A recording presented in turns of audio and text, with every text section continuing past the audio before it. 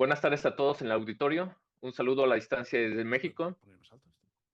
Eh, el día de hoy les voy a presentar este sucinto trabajo titulado Proyectos de ferrocarril para el impulso de la industria azucarera, Tacámbaro, Michoacán, siglo XX. Mi nombre es Alfredo Ayala y compartiré este trabajo. A manera de antecedente es importante recordar o conocer el contexto de la llegada del ferrocarril a México. En 1837 se tiene el primer antecedente de este tipo de infraestructura vial. El gobierno de México, el gobierno federal, concedió la primera concesión a un comerciante del estado de Veracruz para que conectara justamente esta ciudad con la capital, Ciudad de México y Puebla.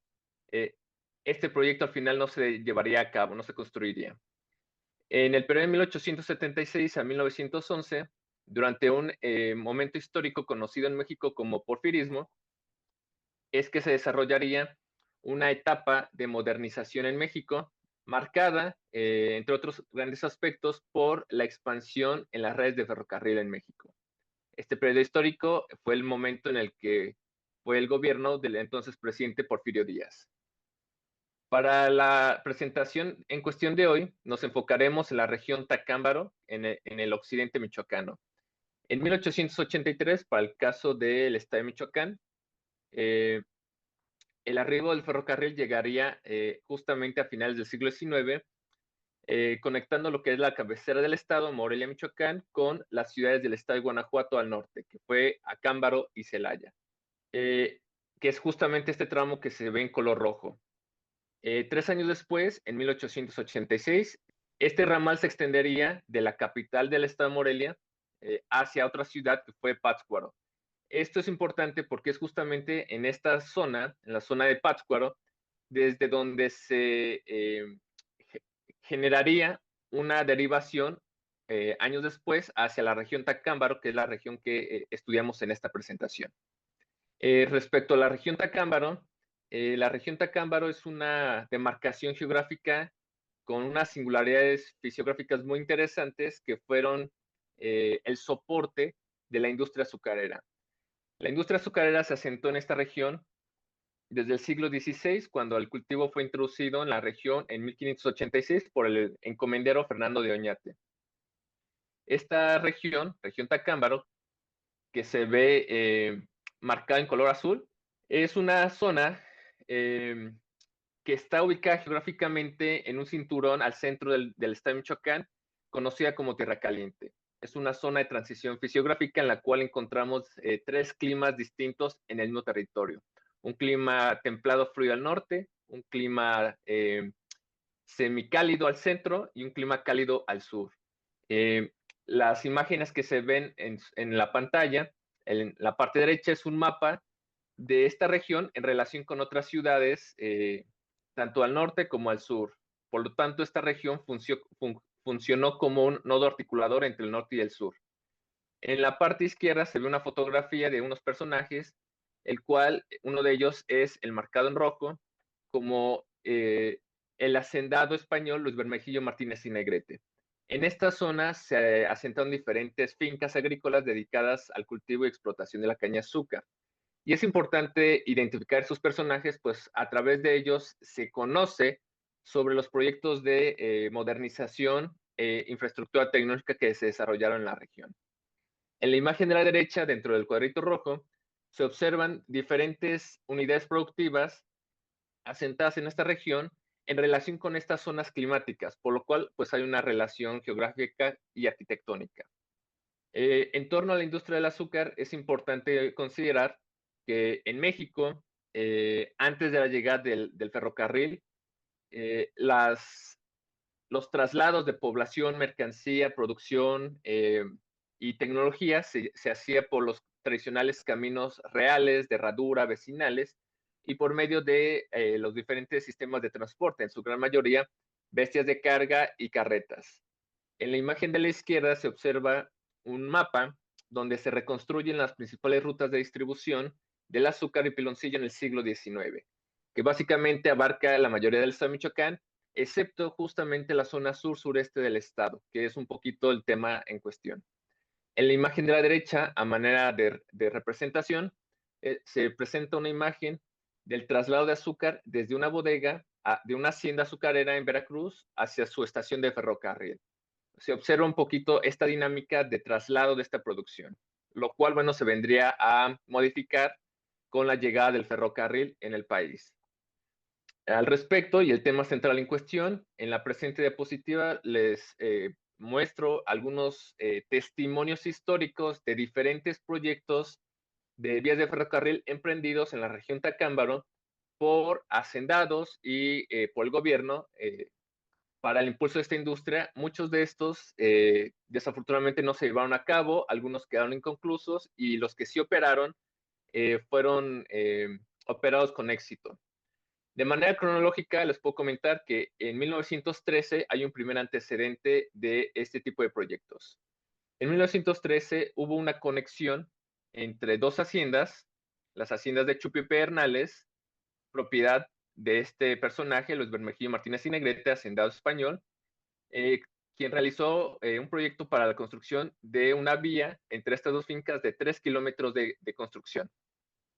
En la imagen que vemos, se observa en un mapa de 1930 de la compañía ferrocarrilera Michoacán Transportation and Company, justamente este enlace entre las dos fincas, Pedernales y Chupio. Para 1915 habrá otro intento de llevar esta infraestructura a la región. Un grupo de hacendados en comunicación entre ellos mismos del estado de Michoacán, pensando en la mejora de sus fincas, deciden comunicarse con el entonces presidente de la República, Venustiano Carranza, para proponerle y solicitarle que generara un ramal de la línea ferrocarril nacional del estado para que atravesara sus fincas y sobre todo en aquellas colocadas al sureste del estado de Michoacán. Este es el encabezado de este manuscrito. En 1919 a 1927 habrá una línea de ferrocarril de vía angosta de conexión entre la hacienda de Chupio y una estación de ferrocarril establecida en un punto cercano a la cabecera del distrito Tacámbaro de Codallos, conocida como Cerro Hueco. Aquí vemos una reconstrucción cartográfica que se hace, donde se observa en el rectángulo rojo la relación entre la hacienda de Chupio y las bodegas de Cerro Hueco, y en la parte inferior, dentro del recuadro dorado, se observa otro proyecto de vía de ferrocarril que se registra en testimonios históricos para 1926 por parte de otro hacendado, que era entonces propietario de esas otras dos fincas, azucareras, por cierto, la finca de Caulote y la finca de Purorán. Y finalmente, entre 1927 y 1941, operaría en la zona un ramal conocido como Ajuno Tacámbaro, que sería el principal ramal que funcionaría en este periodo de tiempo. Este ramal se desprendía de una estación cercana a la ciudad de Pátzcuaro, al centro del estado, y descendería hacia las zonas sur-sureste de la región Tacámbaro. En las imágenes de derechas, algunas fotografías históricas sobre estos vagones, sobre el ferrocarril en movimiento. En el mapa que se ve al centro, se observa la reconstrucción del recorrido que hacía este ferrocarril, conectando la estación de Ajuno con dos poblaciones, lo que es Ario y lo que es Tacámbaro.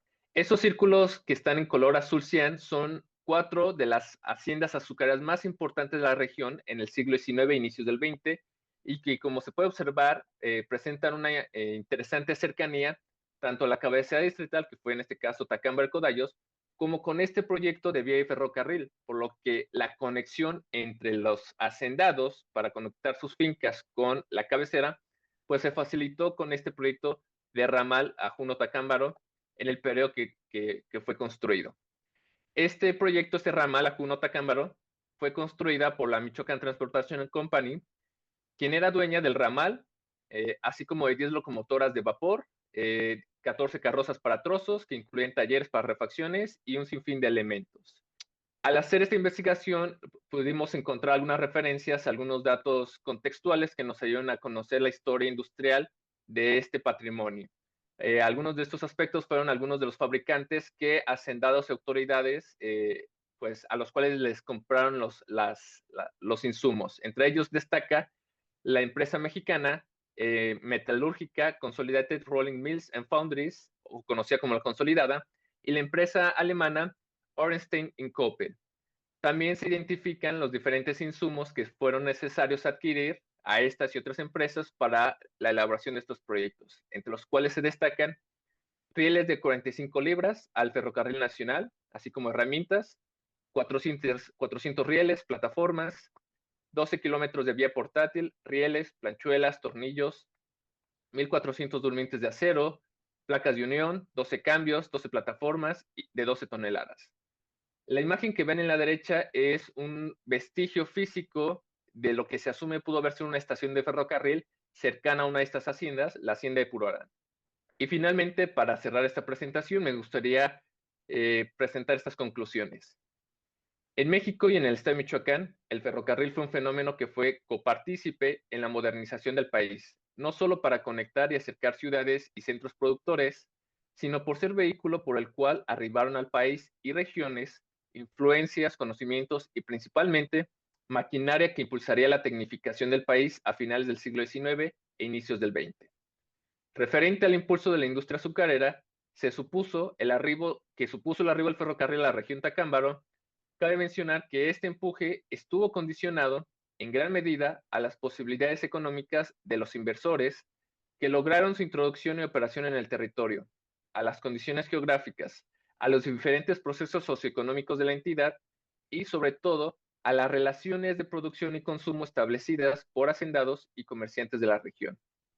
Finalmente, los proyectos de ferrocarril anteriormente revisados, aunque no todos se materializaron plenamente u operaron por mucho tiempo, definitivamente sí lograron mejorar los tradicionales procesos de acarreo y traslado tanto de materia prima, caña de azúcar, personal, maquinaria, como de la producción que estas fincas mantenían previo al cambio de siglo. Y finalmente, bueno, agradezco el espacio y el tiempo por su atención. Muchas gracias.